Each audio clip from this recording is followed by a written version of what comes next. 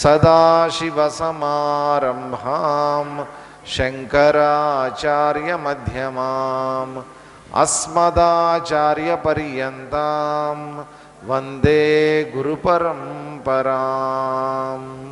नमः कोदण्डहस्ताय सन्धिकृतशराय च खण्डिताखिलदैत्याय रामायापन्निवारिणे रामाय रामभद्राय रामचन्द्राय वेधसे रघुनाथाय नाथाय सीतायाः पतये नमः।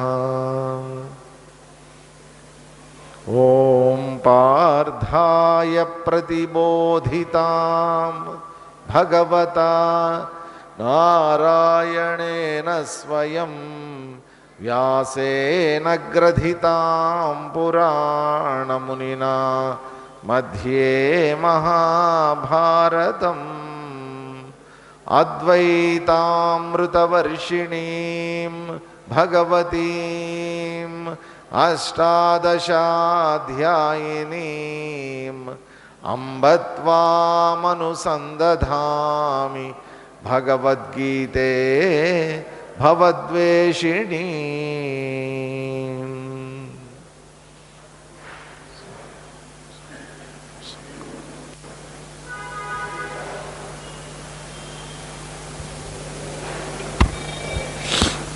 అందరికీ హరి ఓం.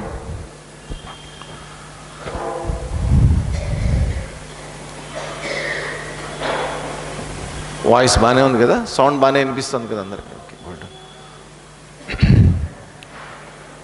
సాయంత్రం పూట ఒక రోజున ఒక పెద్ద ఆయన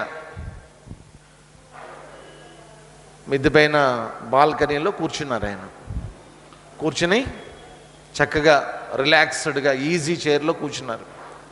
సాయంత్రం 5:30, 6 అవుతోంది టైము, చీకటి పడుతున్నటువంటి సమయం అన్నమాట. ఇంతలో ఎక్కడి నుంచో ఒక కుర్రాడు వచ్చాడు. వచ్చి వాళ్ళ ఇంటి ఎదురుగుండా, ఆ పెద్ద ఆయన ఇంటి ఎదురుగుండా రోడ్డు మీద ఏదో వెతుకుతున్నాడు. వెతుకుతూ ఉంటే ఈయన పెద్ద ఆయన పైనుంచి చూస్తున్నాడు. ఎంతసేపు అయినా ఆపట్ల కుర్రాడు ఏదో వెతుక్కుంటున్నాడు. ఇక్కడ అక్కడ చూస్తాడు, అటు చూస్తాడు, ఇటు చూస్తాడు, అటు చూస్తాడు, ఇలా వెతుకుతూనే ఉన్నాడు. ఈ పెద్ద ఆయన పైనుంచి గమనిస్తున్నాడు. ఒక గంట అయిన తర్వాత ఈయనకి విసుగు పుట్టింది. ఏం వెతుకుతున్నాడు,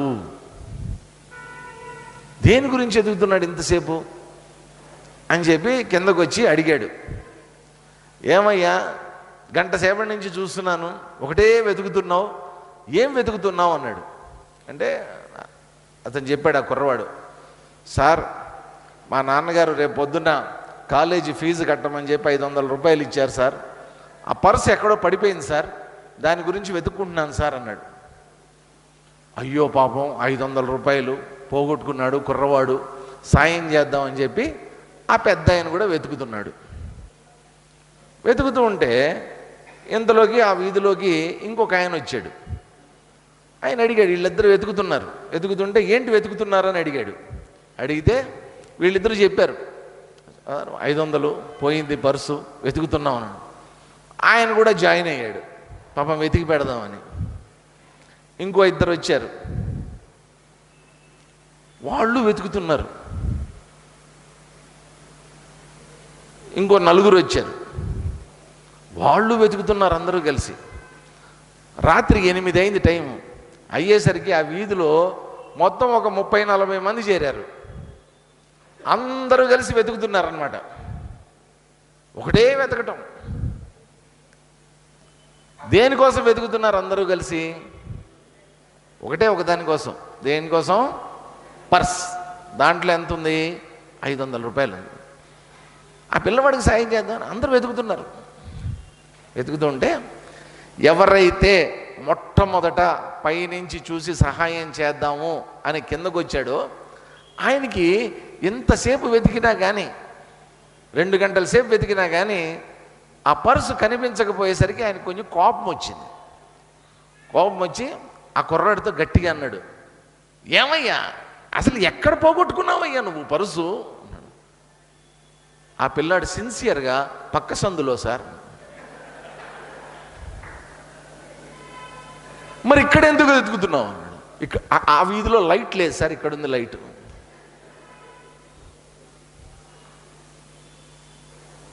పోగొట్టుకున్నది పక్క సందులో, వెతికేదేమో ఇక్కడ. ఎందుకు వెతుకుతున్నావు? లైట్ ఉంది కాబట్టి వెతుక్కుంటున్నా. మనం కూడా ఈ ప్రపంచంలో వెతుక్కుంటూ ఉంటాం. ఏం పోగొట్టుకున్నామో తెలీదు, ఎక్కడ పోగొట్టుకున్నామో తెలీదు, కానీ వెతుక్కుంటూ ఉంటాం. ఏం వెతుక్కుంటూ ఉంటాం? అందరం ఈ ప్రపంచంలో ఒకటి, అందరికీ కావాల్సింది ఒకటే. 30 మంది 40 మంది కలిసి ఈ ప్రపంచం అంతా, అనంతపురం మొత్తం అందరూ, ఈ ప్రపంచం అందరూ వెతుక్కునేది ఒకటే. అందరికి కావాల్సింది ఏంటది? ఆనందం. ఆనందం కావాలి అందరికీ. దీనికోసం వెతుకులాట, దీనికోసం వెంపర్లాట, దీనికోసం చదువులు, దీనికోసం పెళ్ళిళ్ళు, దీనికోసం బాధ్యతలు, దీనికోసం జీవితం. ఏం చేసినా, సంపాదించినా అన్నీ, ప్రతి ఒక్కటి, ప్రతి క్షణము, ఒక మాట మాట్లాడినా, ఒక చేష్ట చేసినా అన్నీ దేనికోసం? ఈ ప్రపంచంలో పొద్దున్న లేచిన దగ్గర నుంచి రాత్రి పడుకునేదాకా ఒక దానికోసం వెతుకులాట, ఆనందం. అందరూ వెతుక్కుంటాం. ఎందుకని వెతుక్కుంటున్నాం? ఎక్కడో దొరుకుతుంది, ఈ ప్రపంచంలో ఎక్కడో మనకి ఆనందం దొరుకుతుంది అనేటువంటి ఒక నిర్ణయానికి వచ్చేసాం. కాబట్టి ఆనందం దొరుకుతుంది కాబట్టి బయట ప్రపంచంలో చక్కగా ఫ్రెండ్స్ని తయారు చేసుకున్నాం, ఫ్యామిలీలు తయారు చేసుకున్నాం, సినిమాలు వచ్చాయి, టీవీలు వచ్చాయి. ఇవన్నీ దేనికోసం పెట్టుకున్నాం? చుట్టూతో అందరినీ ఆనందం, వీళ్ళందరి నుంచి నాకు ఆనందం వస్తుంది అనేటువంటి సెర్చ్. కాబట్టి అందరికీ కావాల్సింది ఆనందం. కాబట్టి స్వామి చిన్మయానంద గారు ఆ రోజుల్లో ఏం చేశారంటే ఒక స్లోగన్ ఇచ్చారు. అసలు చిన్మయ మిషన్ ఎందుకు స్థాపిస్తున్నాము అనేటువంటిది ఆయన ఒక్క సెంటెన్స్లో చెప్పేశారు ఆ రోజుల్లో. Maximum happiness for maximum number of people for maximum time. Chinmaya Mission దేనికోసం? ఎక్కువ మందికి, ఎక్కువ సమయం, ఎక్కువ ఆనందం. ఎంత ఆనందం అనేది చెప్పలే ఆయన, ఒక వర్డ్ యూజ్ చేశారు, ఎక్కువ ఆనందం. ఎంత కావాలంటే అంత తీసుకోండి, మీ ఇష్టం, తీసుకున్నవాడికి తీసుకున్నంత. అది ఆయన ఇచ్చినటువంటి ఒక స్లోగన్. అదే ఆయన చిన్మయ మిషన్కి ఇచ్చినటువంటి మోటో. చిన్మయ మిషన్ యొక్క ముఖ్య ఉద్దేశ్యమే అది. అందరికీ ఆనందం, ఎక్కువ మందికి వీలైనంత ఎక్కువ ఆనందం కదా. సో మామూలుగా ఒక సాధారణ జమీందారీ కుటుంబంలో పుట్టినటువంటి ఆయన, పెద్ద కొంచెం డబ్బున్న కుటుంబంలో పుట్టిన, స్థిరపడినటువంటి కుటుంబంలో పుట్టినటువంటి వాడు ఆయన. చిన్న వయసులో ఆయన పేరు ఏంటంటే, మామూలుగా కేరళ వాళ్ళ పేర్లు మీకు తెలుసు, బాలకృష్ణ మెనన్, మెనన్స్ అని అంటారు, వారియర్ మెనన్, ఇవన్నీ కేరళ పేర్లు అనమాట. మెనన్ ఆయన చాలా చిన్న వయసులో ఏంటంటే చాలా అల్లరి పిల్లడు. ఆయన చదువులో చాలా చురుగ్గా ఉండేవాడు, కానీ చాలా అల్లరి కూడా చేసేవాడు ఆయన. ఆయన చిన్న వయసులో ఏంటంటే ఒక విచిత్రం, పాపం చిన్నతనంలోనే తల్లి చనిపోయింది ఆవిడ. ఇంకా తండ్రి గారే ఆ బాధ్యతని స్వీకరించి పాపం పెంచి పెద్ద చేస్తున్నారు కుటుంబం అంతా. 2 చెల్లెళ్ళు కూడా ఉన్నారు ఆయనకి. ఇంట్లో సమిష్టి కుటుంబం కాబట్టి ప్రతిరోజు సాయంత్రం ఏం చేస్తారంటే, ఇంట్లో అందరూ ఒక దేవుడి గది ఉంటుంది, ఆ గదిలో కూర్చుని అందరూ కలిసి ఇంట్లో ఏదో ఒక భగవత్ సంబంధమైనటువంటి సత్సంగం చేసుకుని అప్పుడు భోజనం చేసేటటువంటి అలవాటు వాళ్ళకి. అలా పూజా గదిలో అందరూ కూర్చున్నప్పుడు అక్కడ ఒక చంద్రకళాధరుడు, ఆ శివుడి యొక్క ఒక ఫోటో ఉండేదన్నమాట. ఈయనకేంటంటే ఆ ఫోటో చూసేవాడు. అందరూ భజనలు చేస్తుంటే ఏదో చేస్తుంటే ఈయనకేంటంటే ఒక గేమ్ అనమాట. ఏంటి ఆ గేమ్ అంటే, ఆ చంద్రకళాధరుడి యొక్క ఫోటో చూసేవాడు, చూసి ఇట్లా చూసేవాడు, చూసి కళ్ళు మూసుకునేవాడు. కళ్ళు మూసుకొని ఆ ఫోటో మనసులో కనిపిస్తోందో లేదో చెక్ చేసుకునేవాడు. మ్యాక్సిమం టైం ట్రై చేసేవాడు అనమాట. ఆ ఫోటో నా మనసులో, మళ్ళీ ఆ ఫోటో కనిపించలేదనుకోండి మనసులో, మళ్ళీ కళ్ళు తెరిచి చూసేవాట కాసేపు, చూసి మళ్ళీ వెంటనే కళ్ళు మూసుకుని మళ్ళీ లోపల చూసుకునేవాడు. అదేంటంటే ఒక గేమ్, సరదా, ఒక ఆటలాగా ఆయనకు అలవాటు అయిపోయింది. వాస్తవంగా ఏంటంటే ఆయనకి తెలియకుండానే ఆ వయసులో ధ్యానం చేస్తున్నాడు ఆయన. అది ఆయనకి తెలియదు, అదొక ఆట అనుకున్నాడు ఆయన. అనుకుని సరదాగా చేసుకుంటూ వెళ్ళిపోతుండేవాడు. ఆ తర్వాత యుక్త వయసు వచ్చిన తర్వాత ఆయన కాలేజ్ డేస్లో ఆయన చెయ్యనటువంటి అల్లరి పనులు లేవు. అందరిలాగానే అందరూ యంగ్స్టర్స్, కాలేజీకి వెళ్ళే యంగ్స్టర్స్ ఎన్ని రకాల అల్లరి పనులు చేస్తారో అన్ని రకాల అల్లరి పనులు చేసినటువంటి వాడు ఆయన. వాళ్ళ మావయ్య గారు కారు తీసుకుని వెళ్ళి ఒకసారి గుద్దేశాడంట ఎక్కడో ఆయన. తర్వాత ఆయన వచ్చి బాగా కొట్టాడంట. ఇట్లాంటి పిచ్చి పనులన్నీ చేస్తుండేవాడు ఆయన. కానీ చదువులో ఉన్నటువంటి చురుకుదనం, ఆయన ట్రిషూర్లో ఇదైపోయిన తర్వాత, డిగ్రీ అయిపోయిన తర్వాత ఆయన ఎంఏ చేయడం కోసం అని చెప్పి, ఎంఏ ఇంగ్లీష్ లిటరేచర్ చేయడం కోసం అని చెప్పి లక్నో యూనివర్సిటీకి వెళ్ళారు ఆయన. లక్నో యూనివర్సిటీలో ఎంఏ చేస్తున్నప్పుడు 2 ఎంఏలు చేశారు ఆయన ప్యారలల్గా, ఒకటి జర్నలిజం, ఒకటి ఇంగ్లీష్. అలా చేస్తున్నటువంటి టైంలో ఏంటంటే 1942 ఆ టైంలో, అంటే ఈ క్విట్ ఇండియా ఉద్యమం, స్వతంత్ర సంగ్రామం జరుగుతున్నటువంటి రోజులు అనమాట. చాలా ముమ్మరంగా జరుగుతున్నాయి. గాంధీ గారు కాల్ ఇచ్చారు, క్విట్ ఇండియా, బ్రిటిష్ వాళ్ళని బయటికి వెళ్ళిపోమని చెప్పారు, క్విట్ ఇండియా. దానికి ఆయన ఆకర్షితులయ్యి ఆయన స్వతంత్రోద్యమంలో పాల్గొనడం మొదలుపెట్టి ఎట్లాగా అంటే ఏదో మామూలుగా గాంధీ గారు ప్రతిపాదించినటువంటి అహింసా సిద్ధాంతం కాదు, కొంచెం అగ్రెసివ్గా ఉండేవాడు ఆయన. అందరికీ ఆ రోజుల్లో ఇప్పటిలాగా ప్యాంఫ్లెట్లు ముద్రించడం, పంచిపెట్టడం అన్నీ లేదు. కాలేజీలో యంగ్స్టర్స్ అందరికీ బ్రిటిష్ వాళ్ళు చేసేటటువంటి తప్పుడు విధానాలు, వాళ్ళు ఆచరిస్తున్నటువంటి దుర్మార్గమైనటువంటి పద్ధతులు అవన్నీ కూడా రాత్రిపూట చేత్తో కూర్చొని రాసేవాళ్ళట ప్యాంఫ్లెట్స్. వాళ్ళు 4-5 స్టూడెంట్స్ కలిసి రాసి యూనివర్సిటీలో పంచిపెట్టేవాళ్ళట సీక్రెట్గా, అందరికీ జ్ఞానం తెలియాలన్నటువంటి ఉద్దేశంతో, స్వతంత్రోద్యమం యొక్క ఆవశ్యకత తెలియాలన్న ఉద్దేశంతో. అలా చేస్తున్నప్పుడు ఇది బ్రిటిష్ వాళ్ళ నోటీస్లోకి వెళ్ళింది. లక్నో యూనివర్సిటీలో ఎవడో ఒక మదరాసీగాడు ఉన్నాడు. ఆ రోజుల్లో ఏంటంటే సౌత్ ఇండియన్స్ అందరినీ మదరాసీలు అనేవాళ్ళు. మొన్నటి వరకు, ఈ మధ్యకాలం వరకు, అంటే ఎన్టీఆర్ గారు వచ్చేంత వరకు కూడా సౌత్ ఇండియన్స్ ఎవరైనా సరే, అది కర్ణాటకనా, కేరళనా, తమిళనాడా, ఆంధ్రానా, అందరూ వాళ్ళకి మదరాసీలు అనమాట. సో ఈ మదరాసీ వాడు ఎవడో ఒకడు వచ్చాడు ఇక్కడికి, వాడు ఏదో కోతి పనులు చేస్తున్నాడు యూనివర్సిటీలో, వాడిని పట్టుకోవాలి అని అనుకున్నారు. అరెస్ట్ వారెంట్ జారీ అయింది ఆయన మీద. వెతుకుతున్నారు. ఈయన ఏం చేశాడంటే నెమ్మదిగా ఈయనకి ఈ విషయం తెలిసిపోయింది, బాలకృష్ణ మేనన్కి. తప్పించుకున్నాడు యూనివర్సిటీలోంచి. తప్పించుకుని ఏం చేశాడంటే, ఆ రోజుల్లో పాకిస్తాన్ ఇండియా అంతా కలిసి ఉండేది. పాకిస్తాన్ ఇండియా కలిసి, తర్వాత మనకి స్వతంత్రం వచ్చిన తర్వాత విడిపోయాయి, అంతకుముందు కలిసే ఉన్నాయి అవన్నీ కూడా. ఆ టైంలో స్వామి బాలకృష్ణ మేనన్ గారు ఏం చేశారంటే, పాకిస్తాన్లో ఆఫ్ఘనిస్తాన్కి పాకిస్తాన్కి బోర్డర్లో ఒక ప్లేస్ ఉంది, అబోటాబాద్ అంటారు. ఈ పేరు వినుంటారు చాలామంది, అబోటాబాద్. ఎందుకనంటే ఒసామా బిన్ లాడెన్ని పట్టుకుంది అక్కడే. అమెరికా వాళ్ళు లాడెన్ని పట్టుకుని చంపేసింది అబోటాబాద్లోనే.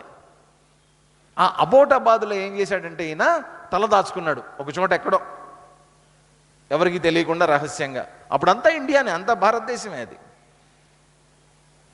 మొత్తానికి బ్రిటిష్ వాళ్ళకి తెలిసిపోయింది ఈయన అబోటాబాద్లో దాక్కున్నాడని. వీళ్ళు అరెస్ట్ చేశారు.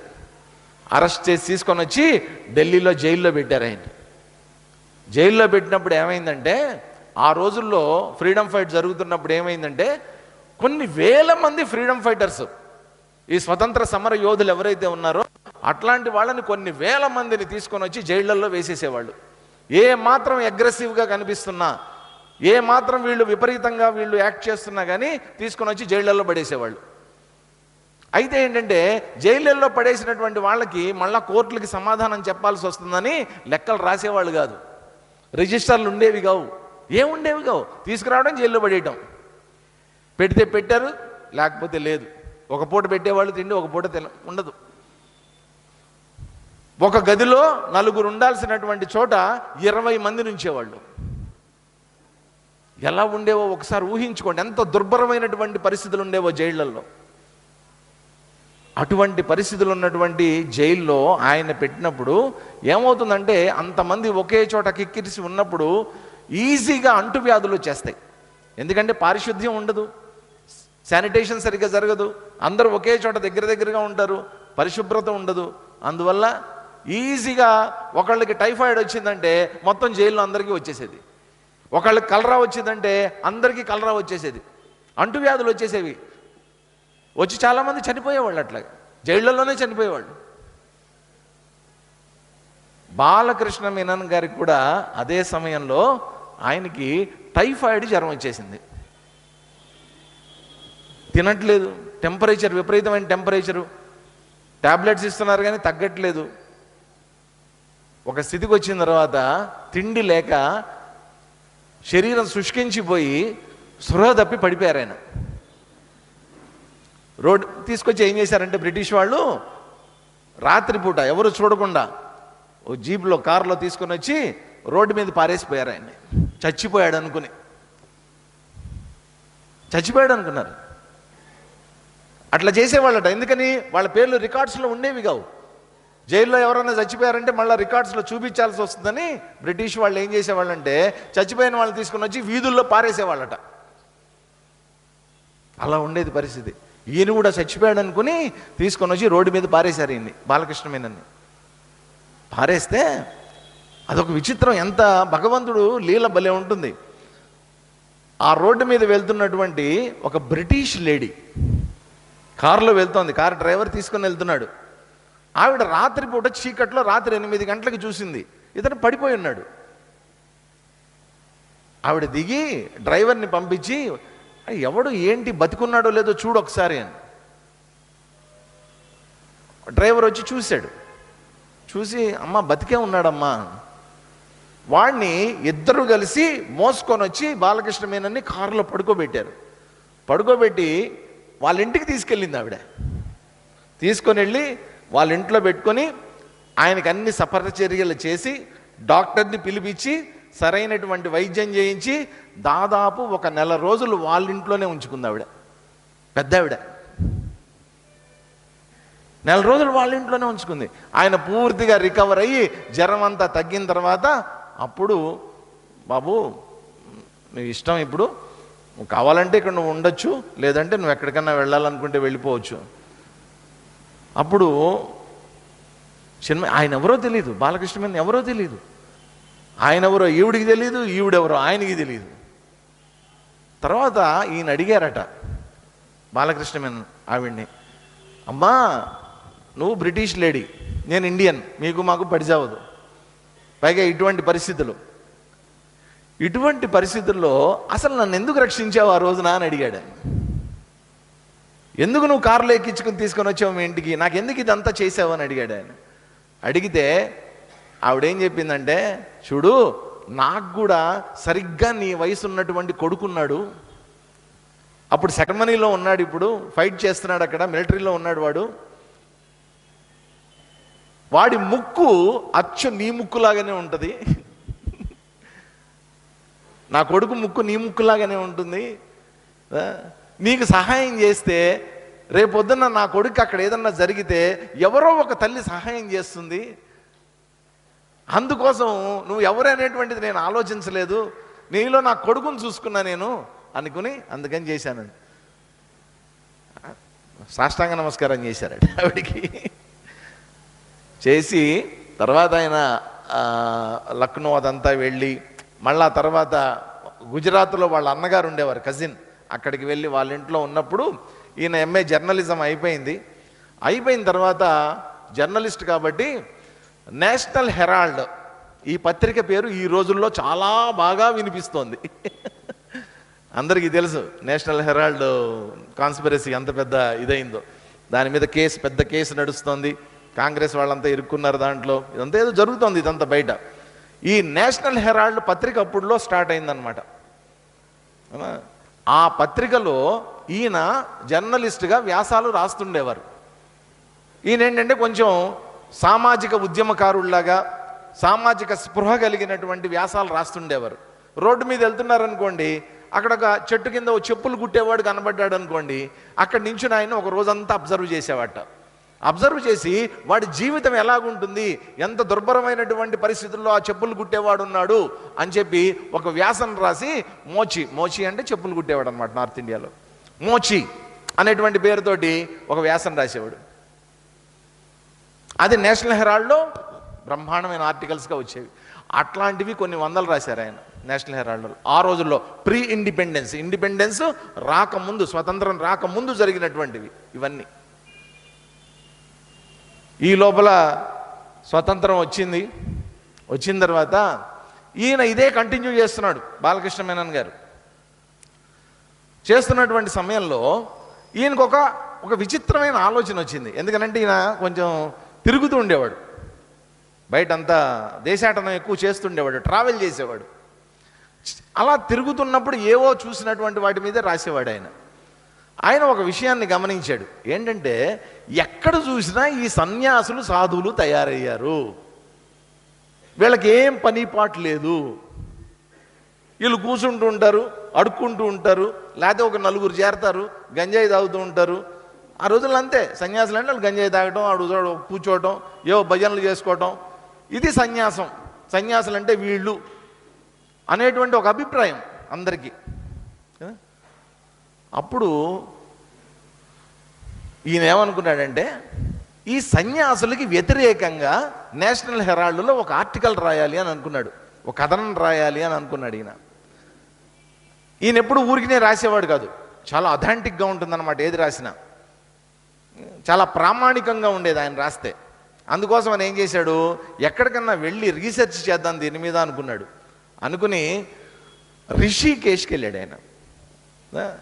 హరిద్వార్, నెక్స్ట్ రిషికేష్ ఏంటంటే ఫుట్ ఆఫ్ ద హిమాలయాస్, అంటే హిమాలయాల యొక్క పాదాలు అంటారు అనమాట. అక్కడి నుంచి హిమాలయాలు ప్రారంభమవుతాయి. ఇంకా అక్కడ అనేక మంది మహాత్ములు గంగానది ఒడ్డున కొన్ని వందల వేల ఆశ్రమాలు నిర్మించుకుని సన్యాసులు చక్కగా అద్భుతంగా అక్కడ శాస్త్రాధ్యయనం చేస్తూ చర్చలు చేసుకుంటూ ఆశ్రమాలు నిర్మించుకుని ప్రశాంతమైనటువంటి ఆధ్యాత్మిక జీవితాన్ని, సాధనా జీవితాన్ని జీవిస్తుండేవారు వాళ్ళంతా.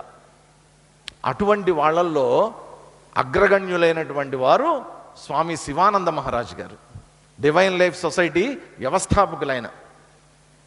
ఆయన పుట్టి పెరిగిందంతా సింగపూర్లో. అంటే అప్పుడు ఏంటంటే చాలామంది ఇండియన్స్ ఈ ఆజాద్ హింద్ ఫౌజ్ అని చెప్పి సుభాష్ చంద్రబోస్ గారు స్థాపించినటువంటి ఒక ఫోర్స్ ఉండేది, ఒక మిలిటరీ ఉండేది. దాంట్లో భాగంగా చాలామంది రకరకాల దేశాలకు వెళ్ళి ఫైట్ చేశారు. అలాగా ఒక ఫ్యామిలీ సింగపూర్లో వెళ్ళింది, అక్కడ ఫైట్ చేసింది. అక్కడ సెకండ్ వరల్డ్ వార్ అయిపోయింది, రెండో ప్రపంచ యుద్ధం. కొంతమంది అక్కడే ఉండి సెటిల్ అయిపోయారు. అందుకని మీరు ఇప్పటికి కూడా సింగపూర్, హాంకాంగ్ ఇవన్నీ వెళ్తే కొన్ని వేల హిందూ కుటుంబాలు, భారతదేశ కుటుంబాలు అక్కడ కనిపిస్తాయి. ఎందుకనంటే వీళ్ళంతా అక్కడ మిలిటరీలో వెళ్ళి పనిచేసి అక్కడే ఉండిపోయిన వాళ్ళు అనమాట వీళ్ళంతా. అలా అక్కడే పుట్టి పెరిగినటువంటి వారు స్వామి శివానందుల వారు. ఆయన డాక్టర్, సహజంగా డాక్టర్. ఆయన అద్భుతమైనటువంటి ఆశ్రమాన్ని డివైన్ లైఫ్ సొసైటీ అనేటువంటిది స్థాపించి దాని ద్వారా అనేక రకాలైనటువంటి సేవా కార్యక్రమాలు, ఆధ్యాత్మిక కార్యక్రమాలు ఇవన్నీ నడిపిస్తున్నారు. ఈయన ఏం చేశాడంటే సైలెంట్గా ఆశ్రమంలోకి వెళ్ళి సార్ నేను ఇక్కడ నెల రోజులు ఉండొచ్చా అని అడిగాడు. అంటే ఉండండి దానికే ఉంది అన్న. అప్పుడు శివానంద మహారాజ్ అడిగారు, ఎవరు నువ్వు అని అడిగారు. అడిగితే నేను ఒక జర్నలిస్ట్ అండి, చూద్దాం ఆశ్రమాలు ఎలా ఉంటాయో చూద్దామని వచ్చాను, ఇక్కడ ఏం చేస్తుంటారో చూద్దామని. ఓకే వెరీ గుడ్ ఉండు, అరే ఈయనకి కూడా కాస్త భోజనం అది అరేంజ్ చేయండి రా అన్న. చక్కగా భోజనం చేస్తున్నాడు, చూస్తున్నాడు. బయట ఉండే సాధువులకి, ఈ ఆశ్రమాల్లో ఉండేటటువంటి సాధువులకి, ఇక్కడ జరిగేటటువంటి కార్యక్రమాలకి, అక్కడ ఉన్నటువంటి జ్ఞానానికి ఉన్నటువంటి డిఫరెన్స్, ఆ తేడా ఏదైతే ఉందో దాన్ని గమనించాడు ఆయన. సాధువులంటే ఏదో అడుక్కునేవాళ్ళు, ఎర్రబట్టలు వేసుకుని రోడ్డు బస్ స్టాండ్లలో, రైల్వే స్టేషన్లో తిరిగేవాళ్ళు, రోడ్డు పక్కన కూర్చునేవాళ్ళు, వాళ్ళు కాదు సాధువులు సన్యాసులంటే వాళ్ళు శాస్త్రాలను అధ్యయనం చేసి ఉపనిషత్తులు, భగవద్గీత ఇటువంటి ఇత్యాది వేదాలు, వేదాంతం అంతా అధ్యయనం చేసి చివరికి సన్యాసం స్వీకరిస్తారు వీళ్ళు అన్న సంగతిని దాదాపు 3 నెలలు అక్కడే ఉండి స్టడీ చేశాడు ఆయన. స్టడీ చేసి అసలు ఆయన రాద్దామని ఏ ఉద్దేశంతో వచ్చాడు అక్కడ ఆయన? దేనికోసం వచ్చాడు అక్కడికి ఆయన? సాధువులకి సన్యాసులకి వ్యతిరేకంగా, ఈ సాధువులు దేశానికి భారం, భూమికి భారం, గాలికి అడ్డం అనేటువంటి ఒక వ్యాసాన్ని రాద్దామని వచ్చాడు అక్కడికి. 3 నెలల తర్వాత ఏమైందో తెలుసా? ఈ బాలకృష్ణ మీనన్ గారు వెళ్ళి స్వామి శివానంద మహారాజ్ గారి దగ్గరికి వెళ్ళి, స్వామి నాకు సన్యాసం ఇవ్వండి అని అడిగాడు. 3 నెలల్లో. See the sincerity. అంటే ఎంత స్టడీ చేశాడో చూడండి, ఎంత డెప్త్తో స్టడీ చేశాడు అక్కడ. మనం ఆశ్రమాలకు వెళ్తాం, చాలామంది ఆశ్రమాలకు వెళ్ళి ఉంటారు. వెళ్ళిన తర్వాత ఏం చేస్తారు? అక్కడ ఆడ చూస్తారు, చెట్లు బాగుంటే ఫోటోలు తీసుకుంటారు, సెల్ఫీలు తీసుకుంటారు, ఏమైనా ఉంటే విగ్రహాలు ఏమైనా కనిపిస్తే నమస్కారం పెడతారు, అట్లాంటివి ఏమైనా రాసి ఉంటే చదివేస్తారు, వచ్చేస్తారు కదా. ఆయన అట్లా కాదు, కీన్ స్టడీ, డీప్ స్టడీ చేసి అసలు ఒక సన్యాస జీవితం అంటే ఎలా ఉంటుంది అనేటువంటిది అర్థం చేసుకుని ఆయన స్వయంగా వెళ్ళి స్వామి నాకు సన్యాసం ఇవ్వండి అని అడిగితే, అప్పుడు శివరాత్రి రోజున స్వామి చిన్మయానందుల వారికి బాలకృష్ణ మెనన్, అప్పుడు ఆయన పేరు బాలకృష్ణ మెనన్ కదా, ఆ బాలకృష్ణ మెనన్ అనేటువంటి పేరును తీసేసి from today onwards you are Swami Chinmayananda అని చెప్పి స్వామి శివానంద గారు సన్యాసం ఇచ్చి నామకరణం చేశారు ఆయనకి. చేసిన తర్వాత శివానంద గారు ఒక మాట చెప్పారు, ఏంటంటే చూడు, నేను నీకు సన్యాసం అయితే ఇవ్వగలిగా, నువ్వు ఇక్కడ ఉండేటటువంటిదంతా చూసావు, మేమంతా సేవా కార్యక్రమాలు చేస్తూ ఉంటాం, కానీ నువ్వు చదువుకున్నటువంటి వ్యక్తివి, ఎడ్యుకేటెడ్, కాబట్టి నీలాంటి వాడు ఇక్కడితో ఆగిపోకూడదు, ఇంకా ఉత్తమమైనటువంటి తెలుసుకోవాలి, నువ్వు శాస్త్ర జ్ఞానాన్ని నువ్వు అర్థం చేసుకోవాలి అని చెప్పి ఏం చేశారంటే, హిమాలయాల్లో ఉత్తరకాశీలో స్వామి తపోవన్ మహారాజు గారు అని ఉన్నారు, ఆయన దగ్గరికి వెళ్ళు, ఆయన మలయాళీ, శాస్త్రంలో ఉత్కృష్టమైనటువంటి జ్ఞానం కలిగినటువంటి వారు ఆయన దగ్గరికి వెళ్ళి నేను చెప్పానని చెప్పి నువ్వు ఆయన దగ్గర నేర్చుకో, విద్య నేర్చుకో అన్నాడు. సరే వెళ్ళాలి తపోవన్ మహారాజు గారి దగ్గరికి. మరి ఆ రోజుల్లో ఏంటంటే ఇప్పట్లాగా ఫోన్ చేసి సార్ మావాడు వస్తున్నాడు సార్ కొంచెం మీరు చూసుకోండి అని చెప్పడాలు అవేం లేవు. నేను ఇప్పుడు పంపించాలనుకోండి మిమ్మల్ని అక్కడికి, నేను ఒక ఇంట్రడక్షన్ లెటర్ రాయాలి, పరిచయ పత్రం అంటారు, మిమ్మల్ని ఇంట్రడ్యూస్ చేస్తూ ఇతను పలానా అండి పలానా, నేను పంపిస్తున్నాను మీ దగ్గరికి, మీరు సహాయం చేయండి అని చెప్పి పాపం ఆ రోజుల్లో ఉత్తరాలే. ఆ ఉత్తరం రాశాడు ఆయన, ఇచ్చి కవర్లో పెట్టి చేతిలో పెట్టి నువ్వు తీసుకొని వెళ్ళి తపోవన్ మహారాజుకి ఇది చూపించు, ఆయన నీకు విద్య నేర్పిస్తారు అని చెప్పాడు. చెప్తే రిషికేశ్ నుంచి ఉత్తరకాశీ ఎంతమంది వెళ్ళారు? చార్ధామ్ యాత్రలు చూసుంటారు కదా, చార్ధామ్ యాత్రలు కదా, అక్కడ ఉత్తరకాశీ అని వస్తుంది. గంగోత్రికి ఒక 95 కిలోమీటర్ల ముందే ఉత్తరకాశీ వస్తుంది. అక్కడికి ఈయన కాలి నడకని వెళ్ళాడు. 90 మైళ్ళు, ఆ రోజుల్లో మైల్ అనేవారు, 90 మైళ్ళు హిమాలయాల్లో నడుచుకుంటూ, కార్లు అవేం లేవు ఆ రోజు, చార్ధామ్ యాత్ర అంతా కాలినడకం చేసేవారు. వెళ్తే 90 మైళ్ళు నడుచుకుంటూ వెళ్ళిన తర్వాత డైరెక్ట్గా స్వామివారి అడ్రస్ కనుక్కొని ఆ ఉత్తరకాశీలో స్వామివారి దగ్గరికి వెళ్ళి, స్వామి మరి శివానంద మహారాజు గారు పంపించారు, నాకు మీరు పాఠం చెప్పండి, విద్య చెప్పండి అని అడిగాడు. అడిగితే ఆయన అడిగాడు అనమాట, ఆయన పంపించారు అంటే ఖచ్చితంగా ఏదైనా ఒక లెటర్ రాసి ఇచ్చి ఉండాలి నీకు ఇంట్రడ్యూస్ చేయడానికి, ఏమన్నా ఇచ్చారా? ఇచ్చారు అని. ఏది చూపించు అన్నారు. అంటే అది ఇప్పుడు మరి అంటే నేను అని నీళ్ళు మర్చిపోయి ఇచ్చా అన్నాడు. మర్చిపోయి వచ్చావా? పోయి పట్టరాబో అన్నాడు.